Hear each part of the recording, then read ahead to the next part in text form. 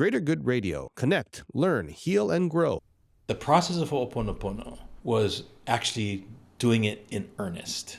Not just talking about it, not just teaching it consciously, but living it and really embracing it and acknowledging, one, that you and I, we may have a body, but we're not a body.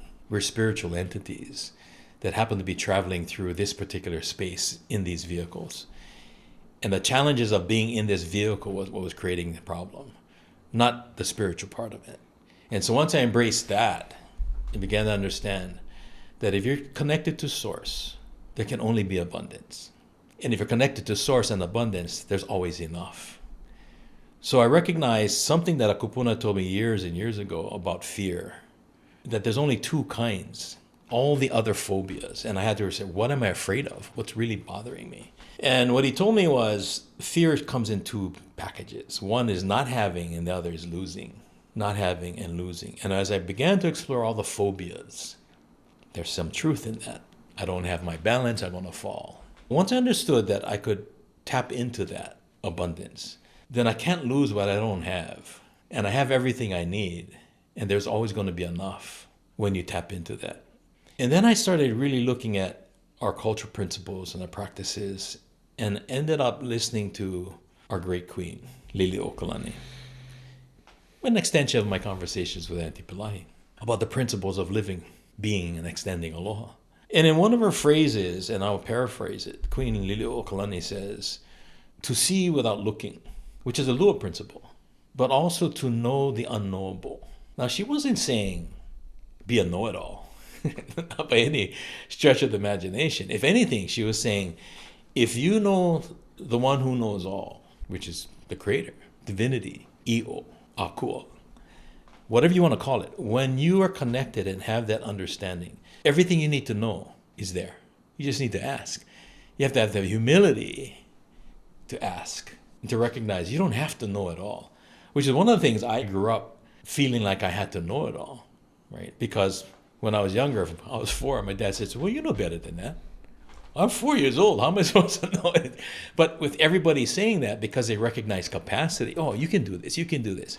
So I was looking at these records, these messages that were being played throughout my childhood and into my adulthood.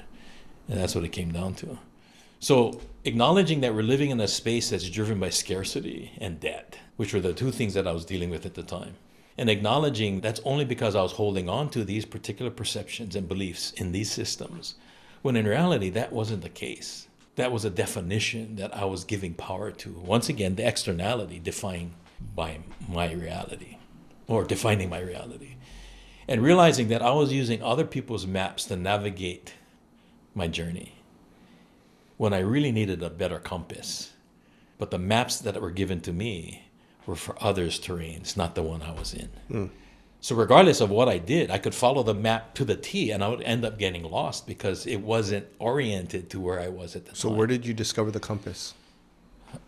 Internally. I had to do a deep search, pretty much on my own, as a result of all that. Now, keep in mind, I had all these kupuna, right, elders, and the way they mentored provided me opportunity to learn. They don't tell you, do this. They said, take a look at this, take a look at this. So there's a self-exploration. So once you understand it's coming from inside, not from outside, then it's yours. And the kupuna that I happen to be gifted with, time, in service to them, reciprocated by reflecting these kinds of thoughts.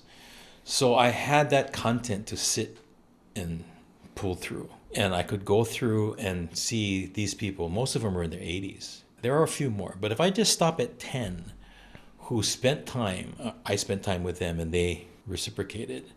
That's about 800 years of experience. I had the benefit of sitting with these people and listening and hearing, and they reached their own self-actualization according to Maslow, right? So they had no barriers, obstacles to show me what they're saying. But more importantly, they are kind of telling me, stand on my shoulders and tell me what you see.